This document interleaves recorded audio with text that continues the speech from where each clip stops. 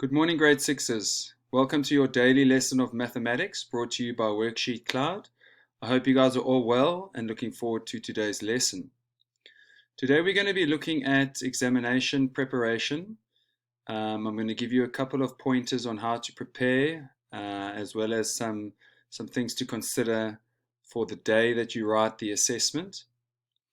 The assessment that I'm going through with you today is posted online under the activities section, and you are more than welcome to go and download a copy of that examination with the memo and practice the questions again after our session today. In fact, I'd highly encourage you to go have a look at those questions again, as you know, practice kind of makes perfect. Please remember the email address on your screen, grade6@worksheetcloud.com.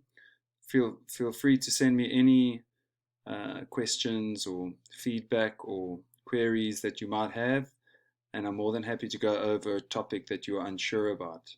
Just simply let me know via the email address on your screen. So as I said, today is all about examination, preparation, and practice. So we'll go through a couple of preparation techniques first, and then some techniques for on the day. So first of all, preparation. Preparation begins the minute you step into your classroom. You can't prepare for an assessment by not being actively involved in classroom discussions, not asking questions, not answering questions. You need to be involved in discussions in class. This not only gives you an opportunity to practice using the correct mathematical terminology, but it also gives you a deeper understanding of the subject content being discussed.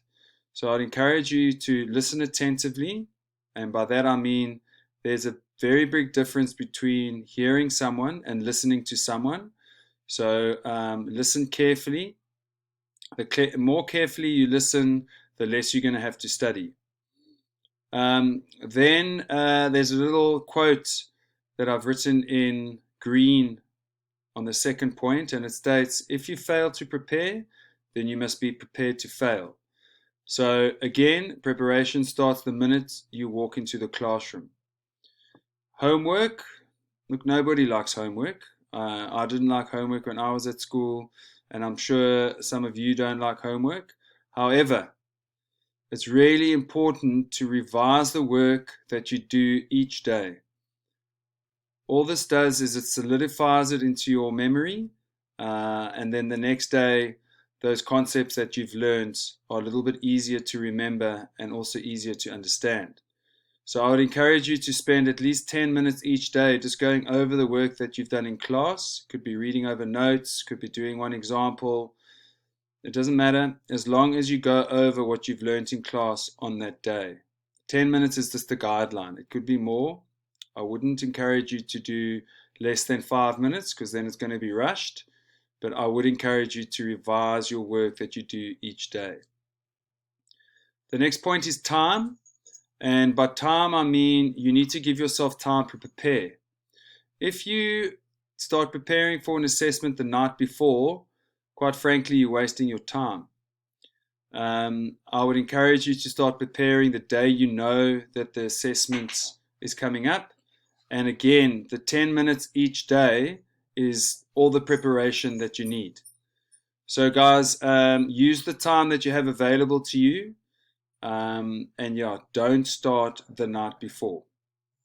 Then I've said find a quiet space, and by that I mean it's not going to be beneficial or conducive to study in an area that's noisy, loud, it's got a bit of music playing, the TV's in the background, mom, dad, sister, brother are walking around talking. That's not going to help you at all. You need to find a quiet space that's clutter-free, where you can focus and not have any distractions. So try and find that either at home, perhaps outside, wherever, maybe even at school, at the library. But yeah, find a quiet space to prepare for your assessment. And then the last point I've put there under preparation is practice. And by practice, I mean practice old examination papers if you have access to them. Practice old examples in books, textbooks, worksheets that you may have done before. Quite often in mathematics and a lot of assessments in other subjects, questions are repeated, and in math, sometimes only the numbers change. So the concepts remain the same. It's just the numbers and the questions that may differ slightly. Okay, guys, the next slide I'm gonna move on to is just a couple of pointers for on the day. So I would encourage you to plan your day. You should know what time you're going to wake up, and you should wake up on your own terms. So by that I mean you should be the one waking yourself up, either through an alarm on your watch, on your phone. If you've got like a radio alarm clock, use that. But if you wake yourself up on the day, then you are in control of your day. Okay? Try wake up at the same time that you normally wake up, and force yourself to get out of bed immediately. I highly encourage you to do a little bit of exercise before your assessments. It just burns off excess energy, helps take the edge off, increases oxygen, blood flow to the brain, which obviously increases oxygen and glucose to the brain. And that just gets your day off to a really, really good start. A decent breakfast is important. You don't want to be sitting in an assessment and starting to get hungry. So if you can get a decent breakfast, and by decent breakfast I mean something that's low in sugar, oats, egg on toast, tea, water. Yeah, try not to have too much added sugar on the day. It just well, it's not really helpful to optimal brain functioning. No cramming, point number 4. And by that, again, I mentioned on the previous slide, if you're going to start the night before, you're wasting your time. If you're going to get to school on the day and study like 10 minutes before the lesson, for me it's pretty dangerous, as it could cause confusion.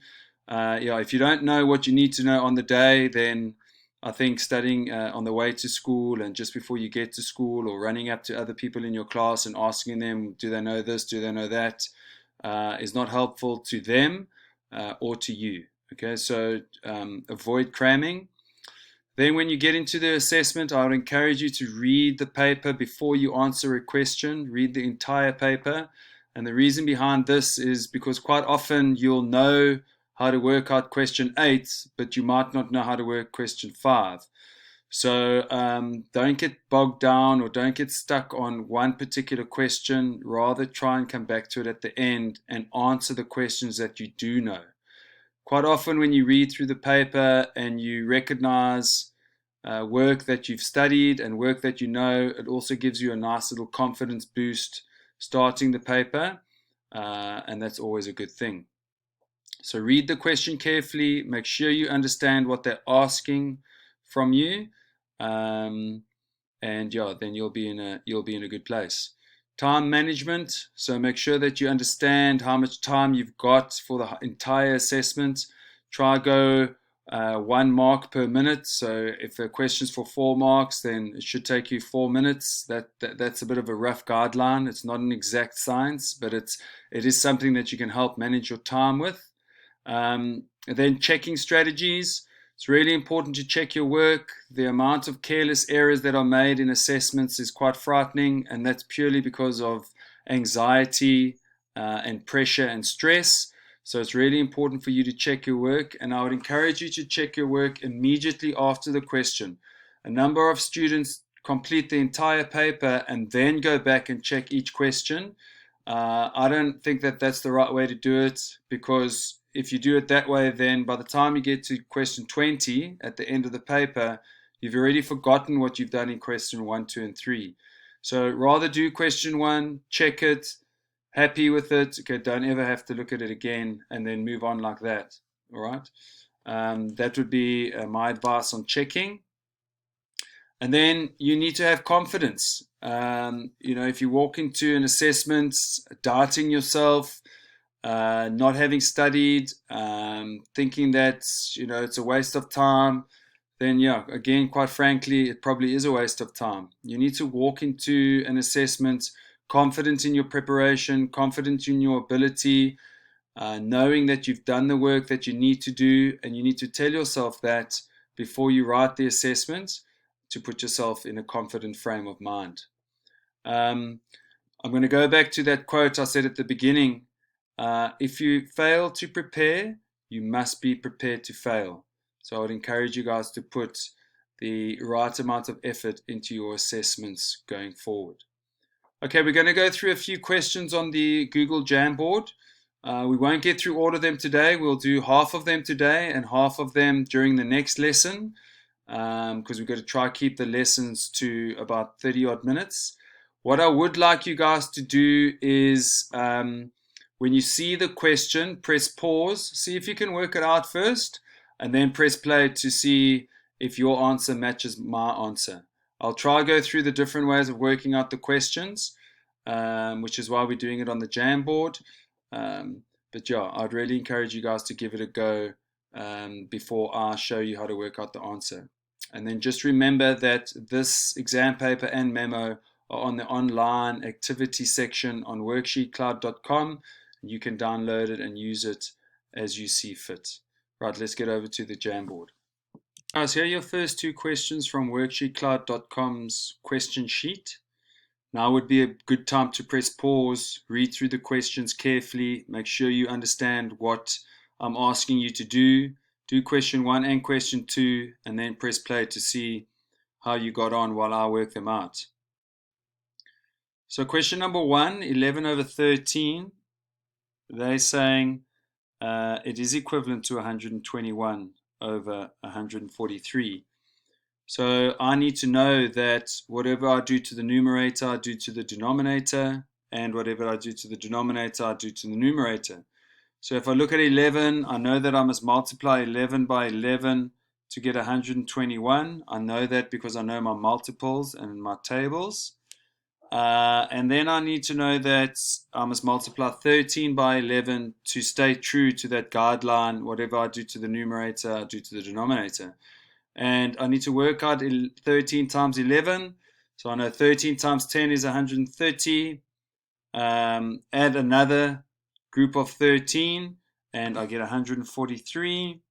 So therefore, that statement is correct. So the important part here is whatever you do to the numerator, you do to the denominator, and whatever you do to the denominator, you do to the numerator. Question 2. Question 2 states, a train carrying 394 passengers leaves a railway station. At the first stop, 98 people get off and 134 get on. How many passengers are now on the train? So if I start off with a 394, I know that at the first stop 98 get off, so I know that should be subtract.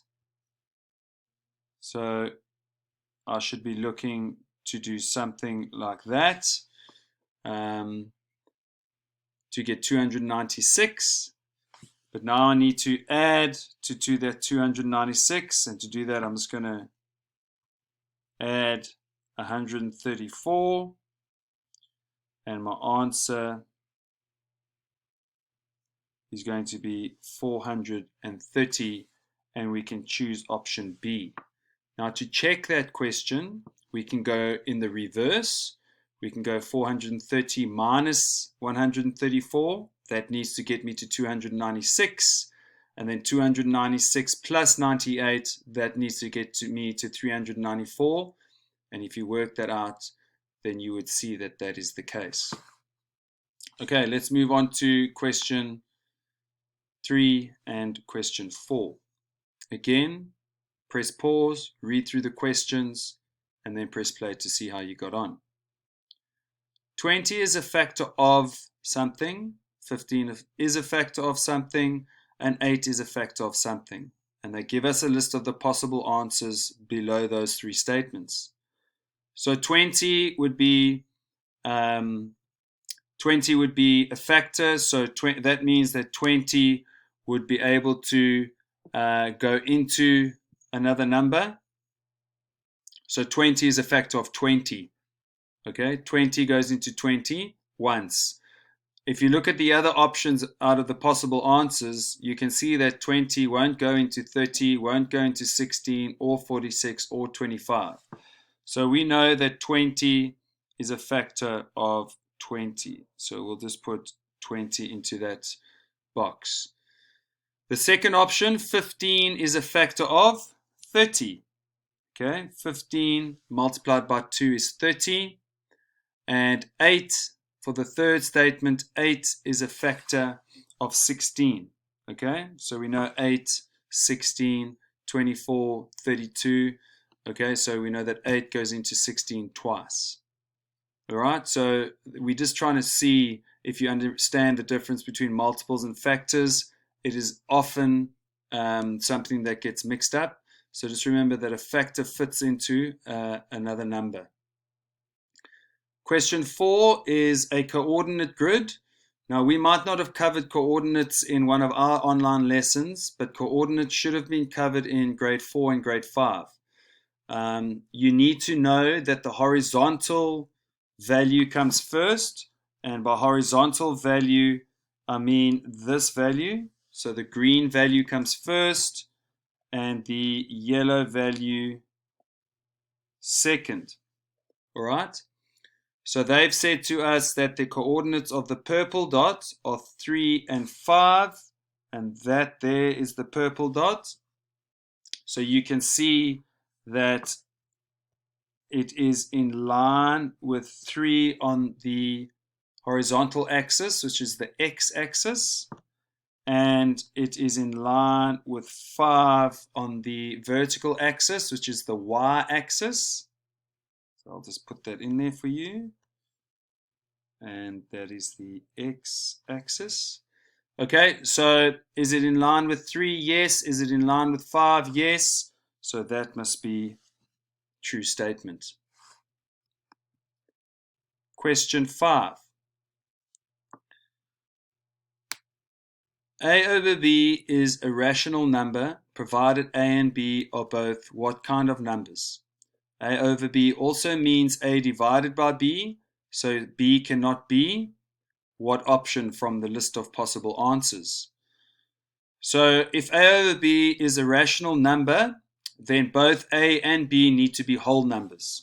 All right, so question A needs to be whole numbers. Okay. The second part of the question, A divided by B, also means, A over B means A divided by B, so B cannot be 0. Okay, anything divided by 0 is undefined. Okay, so A over B is a rational number, so both A and B need to be whole numbers so that we can get a whole number or a terminating decimal as an answer. A terminating decimal is a decimal with an end, and we cannot divide by 0 because 0 gives us an undefined answer. Question 6, we can simply work out if I've got 3 and 1 over 8 plus 2 and a quarter. If I convert them to improper fractions, which is what I'm going to do, is that's one of the ways we worked it out in our lesson. That will be 25 over 8 plus 9 over 4. I know that my denominators must be the same, so I will convert 9 over 4 into 9 over 8, but then I double the denominator, so I must double the numerator, and now my denominators are exactly the same. I can go and add the numerators, so 25 and 18 is 43, and we keep the same denominator, 8, okay, and I know that 8 goes into 43 5 times, and that leaves me with 3 over 8. Let's create some space there, and that leaves me with 3 over 8, and there you can see option B. The other way of working that out is to add the whole numbers first, and if I add the whole numbers, 3 plus 2 is equal to 5, and then all we need to do is 1/8 plus 1/4, and I know to add the denominators must be the same. So that's 1/8 plus 2/8, and that equals 3/8. So your answer will be the 5 and 3/8. Okay, so there are your two options for working out question 6.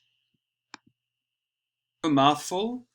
A washing machine can take 5 kilograms of washing at a time. The mass of a sheet is 500 grams. A shirt is 250 grams. A pair of shorts 200 grams. And a pair of socks 50 grams. How many shorts can I wash with 5 shirts, 2 sheets, and 3 pairs of socks? Okay, so like I said, quite a mouthful. So first thing we need to recognize, 5 kilogram maximum in the washing machine. Then we need to go work out the weight of the different things that they've told us that we can wash. So first thing I'm going to do is 5 shirts. So I know that's 5 multiplied by 250 grams. 2 sheets, 2 times 500. And 3 pairs of socks, 3 times 50. Okay, I know that that's 5 times 250 is going to give me, let's just move that up a bit. 5 times 250 is going to give me 1,250. 5 times 200 is 1,000. 5 times 50 is 250. Put them together. 2 times 500 is 1,000. And 3 times 50 is 150. Okay, I need to add all of those together. So that will give me 2,400. Okay, so at the moment I've got 2,400 grams in the washing machine. The maximum weight is 5 kilograms, and we know that 5 kilograms is equal to 5,000 grams. So we need to subtract 2,400 grams from 5,000 grams. And when we work that out, we can see that 0 minus 0 is 0. And again, 0 minus 0 is 0. We need to borrow 1 from the 5. So we can make 10 minus 4 is 6. And 4 minus 2 is 2. Okay, so I've got space for 2,600 grams worth of shorts. So now I need to work out how many pairs of shorts can I fit into 2,600 grams. And we know the question says that a pair of shorts is 200 grams. So how many times does 200 go into 2,600? So 2,600 divided by 200.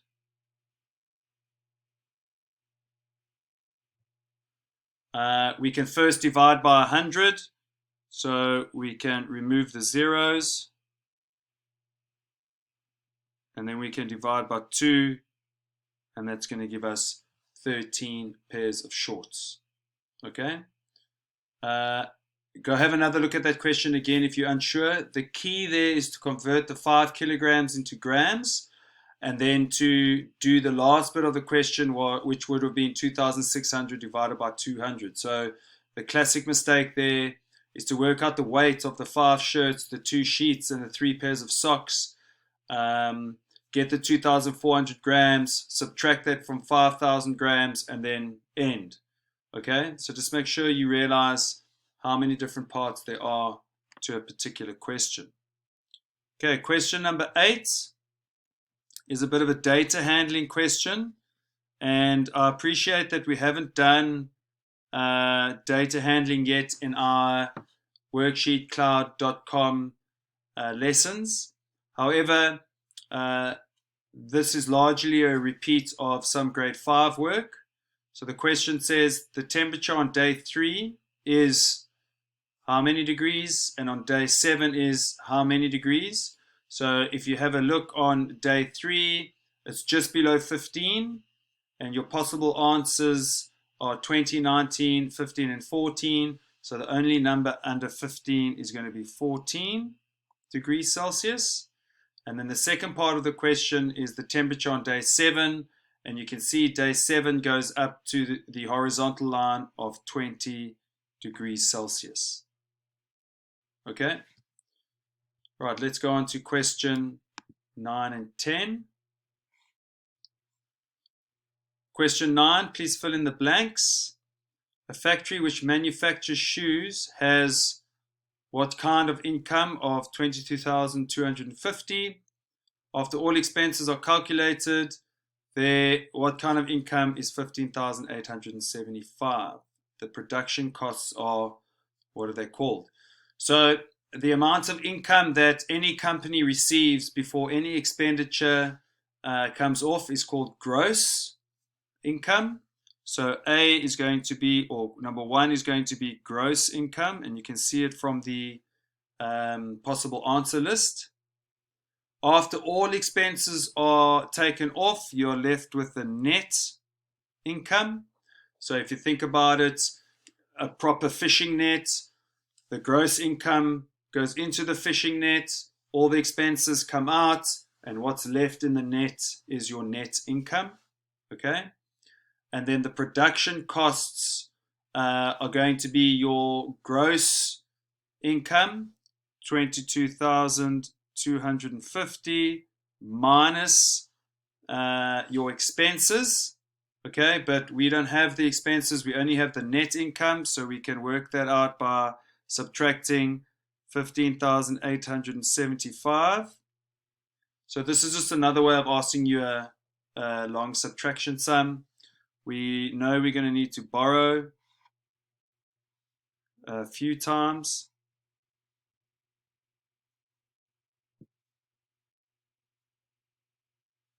And we're left with 6,375. And you can see 6,375 in your possible answer list. Okay? Right, question 10. Just clean some space here. Okay, so question 10 is again a long subtraction sum, and can we work that out? So the key here is, will you be able to borrow? Will you be able to put the correct numbers in the correct columns? And will you be able to do a large subtraction sum? 5 minus 2 is 3. Okay, so we need to borrow. Need to borrow again.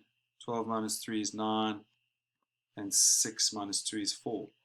Now the checking strategy here will be the inverse. So I can go 3 plus 2 equals 5, 6 plus 7 equals 13, 0 plus 8 equals 8, 9 plus 3 equals 12, and 4 plus 2 equals 6. Okay, my calculation must be correct. Okay, question 11. 13 and 13 over 50 as a decimal fraction is. So we agreed that to calculate or convert a fraction to a decimal fraction, your denominator would need to be 10, 100, or 1,000. And you'd get there by multiplying. So I can't multiply 50 by something to get to 100. To 10. So I'll multiply it by 2 to get to 100. So 13 and 13 over 50 is equivalent to 13 and 26 over 100. So I'm going to multiply both the denominator and the numerator by 2. And we can see that that's going to be 13,26. And that's going to be option D. Question 12, y plus 6 equals 15. So what plus 6 equals 15? And you'd be correct in saying that 9 plus 6 is equal to 15. Okay, question 13 and 14. These will be our last 2 questions for the day, and then we'll complete questions 15 to the end in the next session. So question 13, find the value of the expression 8 multiplied by D divided by C. Okay, so here we're having a look. Can you substitute numbers for letters? So can you write 8 multiplied by 3 divided by 6. That's the first thing. The second thing is, can you recognize order of operations? Because division must come first. So what you're left with is 8 multiplied by a half, because 3 divided by 6 is a half. Okay, it can also be written like that, and that maybe makes it easier for you to identify that it's a half. 8 multiplied by a half is equal to 4. When I halve something, I divide it by 2, and you can see your answer is option A. Then question 14, which is quite a straightforward question to end off on. That asks the first multiple of 12. And believe it or not, the common error here is to say that the first multiple of 12 is 24. Okay, we must remember that 12 multiplied by 1 is 12. So therefore, your first multiple of 12 is 12. 12 multiplied by 2 is 24. So your second multiple of 12 is 24. Grade 6s, thank you very much for joining me today. I hope that you picked up a couple of preparation tips and techniques. I'm going to say it again. If you fail to prepare, you're going to prepare to fail. And that's pretty much the bottom line when it comes to assessments. Please feel free to go over the first 14 questions that we've done that I've put up on the WorksheetCloud.com activities and memo section. Make sure you understand them, and if you don't, send me an email at grade6@worksheetcloud.com. Have a great day, guys, and I'll catch you during the next lesson. All the best.